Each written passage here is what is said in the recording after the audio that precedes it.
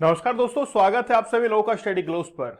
गोल्डी बरार, जिसका जन्म 1994 के अंदर होता है पंजाब में और 2017 के अंदर वो भारत छोड़कर कनाडा चला जाता है। उसके बाद में उसने भारत के अंदर कई गतिविधियां की है, कई जो घटनाएं हैं उसको अंजाम दिया है। लेकिन लॉरेंस बिश्नोई का राइट हैंड बताया जाने वाला ये जो गोल्डी बरार है, वो आखिरकार ये सारा काम करता कैसे है, वो आज हम लोग समझने वाले हैं।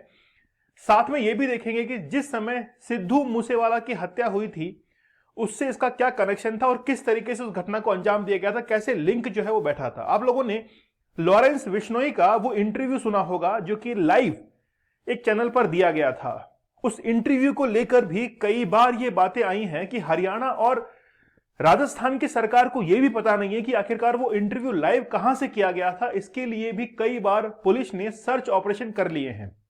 गोल्डी बरार जो कि केवल ये कहता है कि मैं इन गतिविधियों के अंदर इन्वॉल्व नहीं हूं, लेकिन एक बार उसने फोन कॉल करके ये सारी जो घटनाएं हैं उसको स्वीकार भी किया था। तो चलिए शुरुआत करते हैं आज के लेक्चर की। और हाल ही के अंदर गोल्डी बरार जो है इसको एक टेररिस्ट घोषित कर दिया गया है। क्या ये एक्ट है, मतलब क्या इस एक्ट के बारे में हम लोग जानेंगे और टेररिस्ट की डेफिनेशन क्या होती है। जैसे मान लीजिए कि मैं आपके घर में घुस जाऊं और आपको धमकाने लगूं और आप जो है वो बहुत ज्यादा परेशान हो जाए, क्या वो भी टेररिज्म है? जानने की कोशिश करेंगे, समझिएगा बड़ा ध्यान से इस चीज को। गोल्डी बरार, इसका जो नाम है, सही नाम वो है सतविंदर सिंह उर्फ सतिंदरजीत सिंह और गोल्डी बरार। ठीक है, अभी कहां पर है? कनाडा के अंदर है। कई बार यूएसए से भी ये ऑपरेट करता है। 1994 के अंदर ये जन्म लेता है मुक्तसर, अमृतसर में, पंजाब में। वहां से फिर उसकी पूरी फैमिली जो है वो आदेशपुर शिफ्ट हो जाती है। गोल्डी बरार किस तरीके से लॉरेंस बिश्नोई का राइट हैंड बना, ये दोनों साथ में कॉलेज में पढ़ा करते थे। कॉलेज में पढ़ते पढ़ते इनकी दोस्ती जो है वो गहरी हो जाती है। कहते हैं कि एक शराबी जब किसी समारोह में, किसी भी फंक्शन में शामिल होता है, अगर उसको वहां पे शराब नहीं मिलती है तो वो अपने शराब का ठिकाना ढूंढ ही लेता है। जहां उसके विचार मिलते हैं वहां पर वो चला जाता है। तो गोल्डी बरार और लॉरेंस बिश्नोई ये दोनों जो हैं वो बेसिकली बहुत अच्छे दोस्त माने जाते हैं।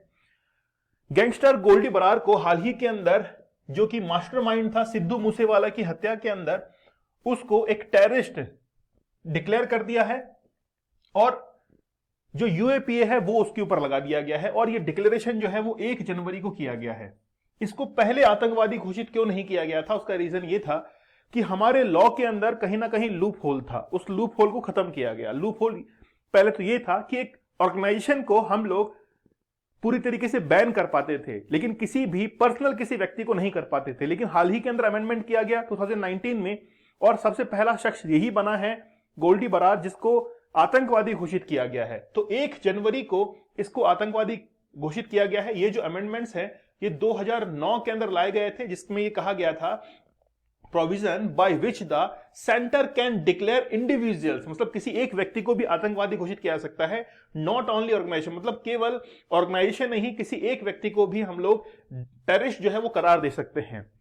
जैसे गुरपतवंत सिंह पन्नू है, हरदीप सिंह निज्जर है, ये किस कैटेगरी में है? ये इसी कैटेगरी के अंदर जो है इनको रखा गया है। सबसे पहले मैं आप लोगों को एक न्यूज चैनल को बातचीत के दौरान इन दोनों की बातचीत हुई थी, उस बातचीत का स्क्रीनशॉट मैंने यहां पे लिया है। एक न्यूज चैनल है और इनके बीच में बातचीत हो रही है।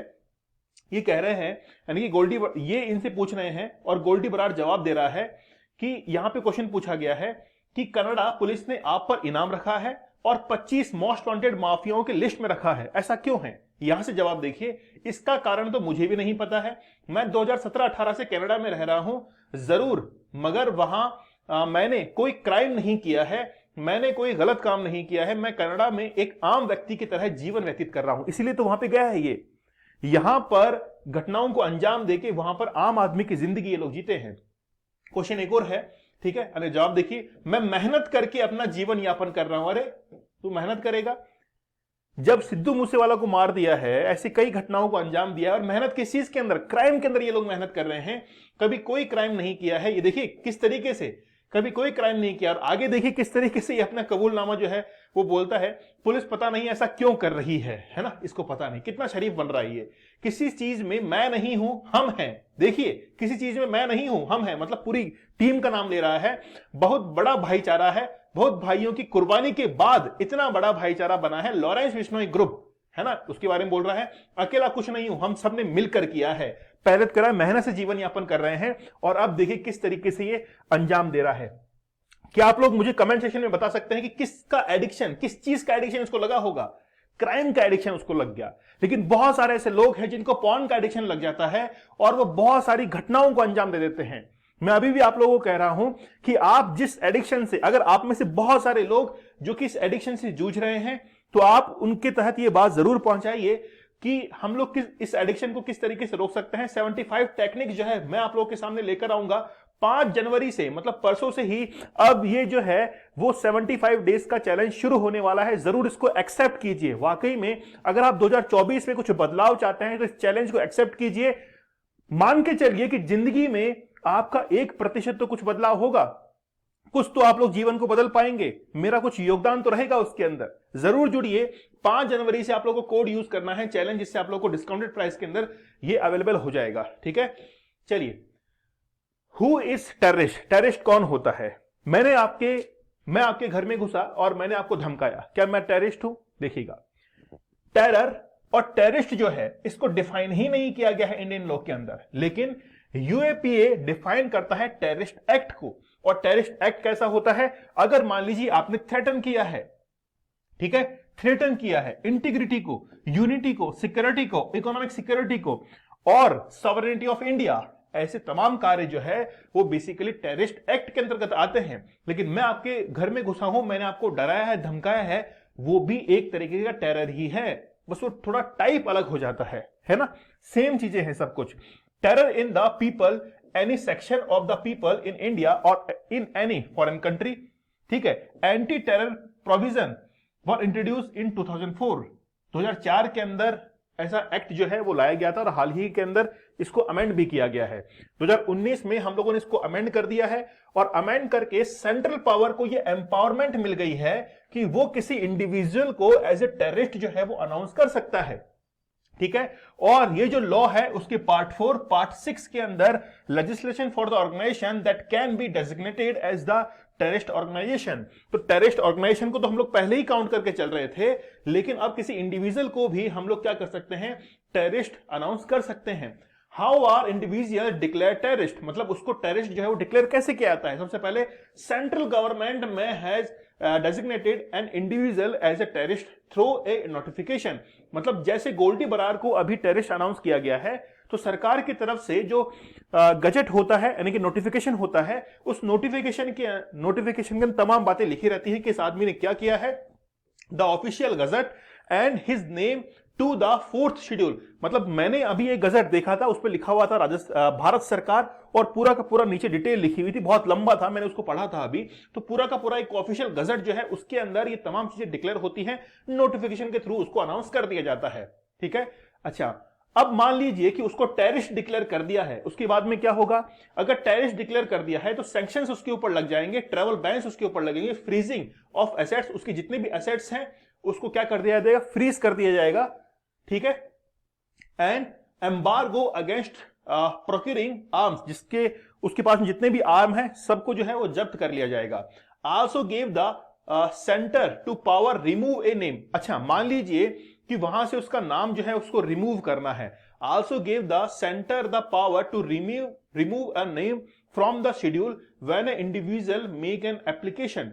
ठीक है, तो ये अगर नाम रिमूव करना है तो भी इंडिविजुअल जो है वो एक एप्लीकेशन दायर कर सकता है। और इसके लिए भी यहां पर देखिए कमेटी हमने बनाई है, सेंट्रल गवर्नमेंट जो है उसने एक रिव्यू कमेटी बनाई है, जिसके अंदर हाईकोर्ट के चेयरपर्सन जो है वो रिटायर हाईकोर्ट के सिटिंग जज रहेंगे, 3 अदर मेंबर उसके अंदर रहेंगे। इनके पास में ये पावर होगी, empower to order the government to delete the name of the individual. ये कमेटी अगर रिकमेंड करती है तो फिर सेंट्रल पावर से on the basis of recommendation वहां से नाम जो है रिमूव कर सकते हैं। लेकिन मान लीजिए कि अभी गोल्डी बरार है, वो कहता है कि मैंने कुछ नहीं किया है, तो वो इस चीज को चैलेंज भी कर सकता है। हमारा जो कोर्ट है वो इस चीज का अनुमति देता है, इस चीज की अनुमति देता है कि individual can also move the court challenging the governments order. Government ने जो भी ऑर्डर पास किया है, नोटिफिकेशन पास किया है, उसके लिए वो उसको कोर्ट के अंदर चैलेंज भी कर सकता है, इतनी पावर जो है उसको दी जाती है। तो गोल्डी बराड अभी फिलहाल जो है वो कनाडा के अंदर है ना, और ये गुरपतवंत सिंह पन्नू जो है वो यूएसए के अंदर है। हरदीप सिंह निज्जर जो है वो मर चुका है। लॉरेंस बिश्नोई का ये जो अभी इंटरव्यू आया था, जिसको लाइव किया गया था, वो बड़ा कंट्रोवर्शियल रहा था। पंजाब की गवर्नमेंट और राजस्थान की गवर्नमेंट को ये पता नहीं लग पा रहा है कि आखिरकार वो लाइव कहां से हुआ था, है ना। देखिए, भारत के अंदर यूएपीए जो है वो एक्ट 1967 के अंदर लागू हुआ था, जबकि बनाया, देखिए, इसे 2004 और वर्ष 2008 के अंदर आतंकवाद विरोधी कानून के रूप में इसको फिर संशोधित किया गया था। अगस्त 2019 में संसद ने कुछ आधारों पर व्यक्तियों को आतंकवादी के रूप में नामित करने के लिए यूएपीए के अंदर क्या कर दिया था, संशोधन कर दिया था। 2019 के अंदर संशोधन क्या हुआ, अमेंडमेंट क्या हुआ कि हम किसी एक व्यक्ति को भी जो है वो आतंकवादी घोषित कर सकते हैं। कुछ मुद्दे हैं भाई, मान लीजिए किसी ने आतंकवादी कोई काम किया है, टेररिस्ट एक्ट किया है, तो ये कहने के लिए कुछ 3 जो है वो तत्व एक साथ होना आवश्यक है, मतलब 3 एलिमेंट्स शुड बी देयर। कौन कौन से? आपराधिक कृत्य में उपयोग किए गए साधन घातक होने चाहिए, मतलब सीधे तौर पर समझिए कि कोई भी मान लीजिए सिद्धू मूसेवाला की हत्या की है, अब उसके अंदर ऐसे सोफिस्टिकेटेड वेपन जो है वो यूज किए हैं, ठीक है, वेपन्स को यूज किया है, जो भी काम किया है उसके पीछे मंशा ये है कि समाज के लोगों को डराना है, धमकाना है, जैसे लॉरेंस बिश्नोई करता है। फिर है आतंकवादी गतिविधियों जो है उसको और व्यापक यानी कि एक्सपांड करते हुए वो लोगों के प्रति जो है वो द्वेष की भावना रखता है, उनको डराता है, धमकाता है, मारता है। अगर ये एलिमेंट वहां पर मौजूद है तो उसको टेररिस्ट एक्ट में जो है वो काउंट किया जा सकता है। तो बेसिकली ये जो लॉरेंस बिश्नोई है ना, जो जेल के अंदर बैठ के धमकी देता है, एडमिनिस्ट्रेशन जो है उसकी पनाह में ये सब कुछ हो रहा है, उसके नाक के तले ये हो रहा है। अब देखिए, उसके ऊपर कोई बड़े चार्जेस नहीं है, सबूत उसके लिए जो है उसके खिलाफ बहुत कम सबूत हैं। एक छोटे से केस में वो अंदर चला गया, बहुत लंबे समय से, लगभग 5 साल से वो अंदर है, अब जेल के अंदर रहते हुए पूरा का पूरा ऑपरेट कर रहा है। अभी हाल ही में इनका जो साथी था, मुझे नाम याद नहीं है, दुबई के अंदर जो है उसको मार दिया गया था। उसको लेकर ये बहुत परेशान थे, मतलब बोला था कि अब तो जो है हम लोग इसका बदला लेंगे, और सलमान खान तक को इन्होंने धमकी दी है। तो मतलब एक जेल में बैठा हुआ व्यक्ति इस तरीके से धमकियां दे रहा है, और प्रशासन जो है, एडमिनिस्ट्रेशन, उसकी नाक तले ऐसा सब कुछ हो रहा है।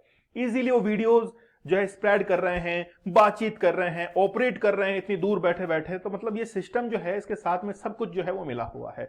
सबको अलग करना पड़ेगा, एलिमिनेट करना पड़ेगा, सिस्टम को थोड़ा सा और अच्छे से काम करना पड़ेगा, तब जाके चीजें जो है वो दुरुस्त हो पाएंगी।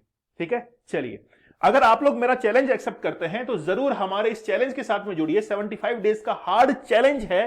75 डेज हो सकता है कि आपके जीवन के अंदर 1% भी अगर बढ़ोतरी होती है, इंप्रूवमेंट होता है, तो मेरा भी उसमें योगदान जो है वो जुड़ जाएगा। आप जो है इस चैलेंज को एक्सेप्ट कीजिए। आपको कोड यूज करना है चैलेंज, जिससे आप लोग को डिस्काउंटेड प्राइस में ये होगा। 75 टेक्निक्स में आप लोग को बताऊंगा। अगर एक भी टेक्निक आपके ऊपर काम करती है और आपके जीवन के अंदर थोड़ा बहुत भी इंप्रूवमेंट होता है, तो ये मान के चलिएगा कि बहुत कुछ आपको देकर जा सकता है। जीवन में आपको 2 ही चीज आगे बढ़ा सकती है, या तो स्किल, मतलब एक तो स्किल है, और स्किल के ऊपर फिर हार्ड वर्क है। यही चीज जो है वो आपको आगे बढ़ा सकती है। 5 जनवरी से आप लोग इस चैलेंज को जरूर ज्वाइन कर लीजिए। दीपक इंदौरा ऑफिशियल, ये मेरा टेलीग्राम चैनल है, यहां पर मुझे ज्वाइन कर लीजिए। अदर डिटेल्स जो है वो आप लोग को अवेलेबल हो जाएगी। मिलते हैं आप लोगों से अगले लेक्चर में, तब तक के लिए धन्यवाद, थैंक यू, जय हिंद।